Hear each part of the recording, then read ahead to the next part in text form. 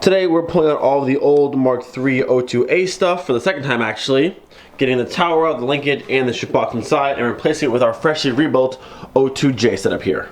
Now I went to the hardware store this morning and got some bolts, so this ideally should be all I need. We're gonna go ahead and pull these two studs out of this box here, replace it with long bolts going up, drill 2 holes in the center tower tunnel there, and we should be good to go. We also need to waller out these ones in the back a little bit because there's factory mounting points in the back. So we'll have 2 here in the front, and then we'll have 2 in the rear. I've talked to a few people who said just the front is more than enough, but since it's pretty easy to wall these out, we'll do both. Now, if you're wanting to do this swap to the O2J and you're not wanting to drill holes in your tunnel, you can always buy the Polo box, which is the direct fit into there. You take all the internals out of the O2J, put it into the Polo box, and it bolts right up. But it's extra money, and you have to also source one, which isn't too hard to do, but still, it's extra money. So if you want to know how to put just the Mk4 O2J box in your car, that's what we're doing today.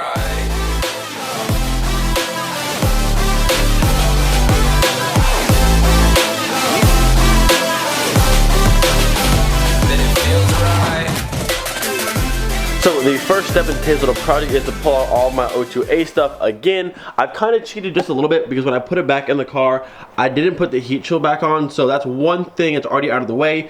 Still need to jack up the car, drop the box down from the top to the bottom. There's 1 bolt in the front and 2 in the back. I'll show you it's a 10 and a 13. That drops out, then you come to the front and just take out all of your linkage and your tower. Pretty straightforward, pretty easy to do. And you also need to unbolt the header from the exhaust so you can push it out of the way and drop the box down. Let's get started. Okay, so before we even start, first problem of the day, the plan was to pull out the factory studs out of the box, take them out because they're not long enough to reach to the top, and then use a longer bolt and some nuts here to go through this hole and then be extended longer and catch the top of the tunnel. The problem is I got the wrong size bolts here, so they don't fit through. But what I think I'm going to do, because with this, once I got it through, if this is the right size, it's going to kind of hang back and forth because there's no threads on this side. I think I'm going to return those and get me the exact same style as this, just get longer threaded studs like this.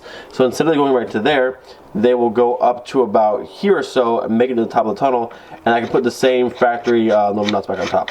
So same kind of concept, just different pieces. So longer studs, threaded studs that screw through, hold themselves on this side, and then nut on top, which will be good. Like I said, we are learning this process together, but by the end of the day, all of this should be in the car working perfectly. And I also want to go back to Ace because they have a lot of those really nice chrome bolts I got before, like the chrome hardware I have right there. They got more of it in stock, and I want to get some like this that I can do on the tensioner there. So grab 3 bolts for the tensioner that are nice and chrome, and we'll get ourselves some longer studs, and we'll be in business. Okay, we are back, and here's all of my new stuff that should work perfectly. This is my new bolt setup for the box.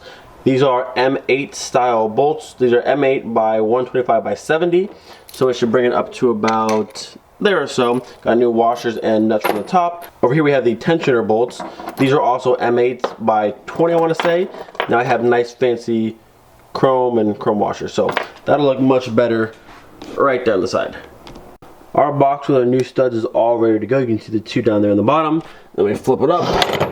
You can see how the studs are now much longer, which reach the top of the tunnel where I drilled the 2 holes out at. Now it's time to remove all of this fun stuff and get up underneath the car, which is my favorite thing ever. For the top side here, there are going to be 3 different bolts, 1 13 in the front, and then 2 10s right there and right there. You can get to that 13 in the front using just like a box wrench with adjustable on the end.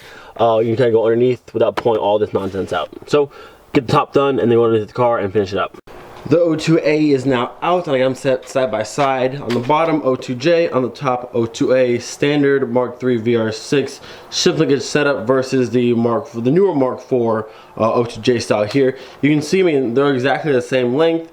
You see the obvious differences between the boxes here. The Mk3 has a 1 stud in the front system, where the Mk4 has the 2 studs, which I made longer just now.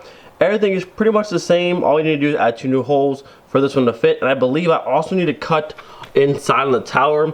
On this side, the little walls right there, I need to cut it out just a little bit so I have room to go into first gear and reverse, I was told. But other than that, not too bad, not too bad. And then I believe the shifter cable bracket is the same between O2A and O2J. If it's not, I'll just swap to this one, but I'm pretty sure they're the same. The easy part is now done. Now we're moving on to the fun portion of this entire little project. We're gonna do some measuring, some eyeballing, some cutting, and hopefully this goes in as easy as possible. So in the car, I've hollowed out the left side, the driver's side of the wall out just a little bit. I'm not sure if it's enough, but I think it is. If not, we can do some more. And then over here, I went ahead and measured the studs on the O2J are 3.5 inches apart. So I went ahead and found the center, which is where that hole would be. Did some measuring, found the middle. So what I'm gonna do is mark with my little white paint pen there. I'm gonna measure, mark the spots I need to drill holes in. I have my drill already. And you know, hopefully this goes well. I think it did, but we'll see. Before I tested the box in the car, I went ahead and pulled out the O2A tower and brackets, so now everything is out of here. They're both done. Here you can see the O2A1 in black and the new O2J in the normal silver there. They look pretty close to be the same, but how the cables actually mount up are different. This one has a little ball system where these ones kind of bolt to it. So we're going to go ahead and get that one swapped in there, and then we'll go ahead and put our box in. O2J tower is almost in. I'm having a bit of trouble to get it to go down all the way. I heard it's a bit of a pain sometimes. You got to kind of finesse it. I can't get it just yet, so come back to that. But over here looking at the O2A versus the O2J shifter brackets, the mounting points are exactly the same, but how the cables go through are different, so you do want to use the O2J one for the O2J stuff. Got you guys in the car here with me. You can see our factory hole here. It's actually a lot bigger than I thought, so I got my biggest drill bit. So the holes I'm making are about that exact same size. So if it's off a little bit, you have room to work still, and I'm gonna use washers to make sure it's secure. You can see my one dot there and my one dot there. You wanna go, I don't know, a little bit in front of this hole due to the new box being bigger. Tyler Krieger sent me a video of how he did his, and his bolts were about that much further in front of the factory one. So this side's been hollowed out a little bit. We have our dots ready. I'm gonna go ahead and drill 2 holes and fingers crossed. And then back here, if you look to my left, behind the seat shield here, these are like factory level brackets. They don't go to the O2A stuff at all, but on the backs of the O2J, you can hollow out the 2 holes and get threads to go into this one and that one. So you have 2 points holding here and 2 points holding there. So gonna drill holes, wish me luck. Shouldn't be too bad. Got our fancy holes all drilled. Gonna go grab the box and test fit it. And before I put the box in, I'm gonna go into the back and wire the holes out on the back of the box as well. I probably don't even need to have 2 in the front and 2 in the rear, but if we can get both, we'll go for all 4. If not, just the front, but hopefully this works. Look at the amount of metal shavings inside my car. Good grief. But on the bright side, I can say I measured twice, had to drill holes 1 time, and the shifter is in. Yeah, and I think I might have to cut this side out a little bit more because it's close. I think it'll work, but I can't tell what's gonna work or not. I don't know, like it's right there. So I'm gonna take a little bit more off of this side, but hole-wise, we're good. Ladies and gentlemen, the O2J is officially in, and I only have 2 front studs holding it. Like, yo, this thing is like, that's all of my weight putting down, doesn't even budge. So I can say confidently, you just need the front 2. You don't need to do the back stuff at all, because I did it, and it's like, it's perfect. Now, I still have to go through, get the linkage hooked up and the tower into the transmission, but this portion, the hardest portion, is now done. At this point, the inside of the car is done. The bracket is in and the linkage is in. I still haven't been able to get the tower to go into the trans just yet. And at first, maybe I thought this was the wrong one or it was too long, but I set it side by side next to my O2A one, and they are identical. So I guess it just takes a little bit of finessing and moving back and forth. Eventually, it's going to go in. Once that is in, we can hook it all up, and then we're pretty much done. But the hard part's over. This part is over, and then what I thought was going to be the easy part is taking me a lot longer than I thought. Okay, we got it. It's all good. We got it. I figured out why I wasn't going in. So I fully blame myself for this one, but it's my fault, but I just overlooked it. I'll show you on this one. So there's a little tiny tab piece right there on the little cup kind of thing here. The one on the O2J had spun to the back, and I just didn't see it at all. And there's also a little tab piece that matches that inside the transmission, which I didn't really look at too hard. I was just kind of trying to get it to go in. So the thing was in neutral, everything was fine, but the cup wasn't lining up. So I was like that close to getting it in, but I couldn't get that last little bit. And then I noticed that, and I lined them up, and then it worked perfectly. So learn from my mistakes. That little tab piece here matches the tab piece on the transmission. Make sure they line up, and it'll slide right in. Literally in like 5 seconds. I spent so long. But I'm not afraid to admit it, I mess up, but now I know and now you guys know. What's crazy though is I asked like 5 different people and searched all over online, and nowhere, anywhere did anyone say there's a little tab piece, make sure it lines up. Everyone's like, yo, just stick it in and it should be fine. Make sure it's in neutral, it should go right in. Everyone said just like wiggle it around, it should go in. Not one person told me that the tab needs to line up. So I'm telling all of you guys, if you want to do this when you put the tower in the car, make sure your tab lines up, and it'll take you like 5.5 seconds versus me spending as much as I did fighting with it and getting very, very annoyed. So I know, you know, we all know. Last thing to do is get my little shift linkage end caps on here. In the car, I have a Allen key right there holding the tower, the shift rod itself from moving. And then it should be as easy as putting this one and this one on, connecting it, and we should be good to go. I believe that's how it is.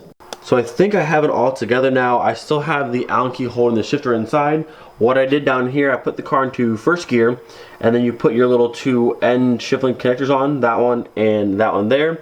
You want to push all the slack out of your cables, like this cable and this cable, and you push it back as far as possible. Hold it there, spin this so it clamps back down, and then we should be good to go. Alright, coming back out of the car, let's see if we've done this properly. Okay, let's go ahead and see. We can now pull our pin back out, so I'll pull this out of here, if it allows me to. Please! Might need 2 hands for this. Wait.